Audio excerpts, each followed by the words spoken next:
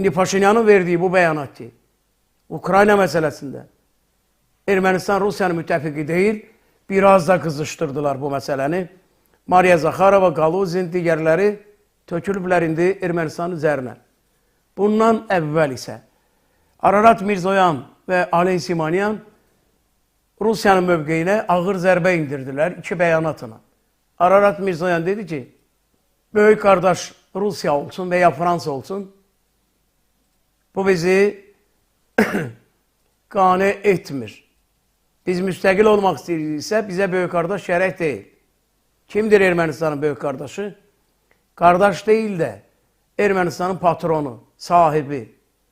Ermənistanı əmələ gətirən, sulayan, becərən, yetişdirən, şişirdən, maliyyələşdirən, bordağa bağlayan, silahlandıran hər zaman Moskva olubdur.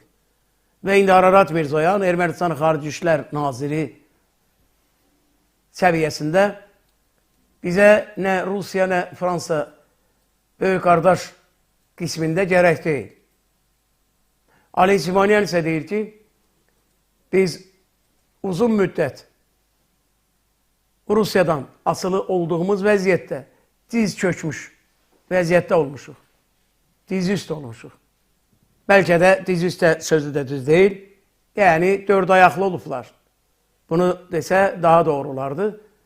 Amma enində sonunda əgər bugün biz Ermənistanın rəhbərliyindən Rusiyanın onları kölələşdirməsinə dair, onları dizi üstə idarə etmələrinə dair fikirlər səsləndirilirsə, bu Azərbaycanı və Türkiyənin Ermənistan rəhbərliyinə başa saldığı həqiqətlərin ifadəsidir. Bu cür qiymətləndirilməlidir. Heç zaman biz Ermənistanın rəhbərliyindən sülh çağırışı, sülhə dair bir söz eşitməmişik. Ona görə də Paşinyan danışanda əlbəttə ki, əvvəla Azərbaycan ordusunun apardığı müalicədən sonra Paşinyanın ağıllandığını görürük. İkincisi isə gerçəkdən də Ermənistanın bugünkü rəhbərliyinin səsləndirdiyi fikirlərdən aydın olur ki, onlar artıq Rusiyanın dünya erməniliyinin başında qurduğu senarilər, oyunlar necə həyata keçirilib, necə reallaşdırılıb, onu səsləndirirlər. Və bu sevindirici haldır ki, Ermənistanın rəhbərləri bugün Rusiya deyirlər ki, Qarabağ məsələsi Ermənistanı kölə vəziyyətində saxlamaq, Azərbaycanı sən özünü düz aparmasan, sənin ərazini qopardarıq, şantajı və təhdidi altında özünə tabi etmə hərəkatı idi.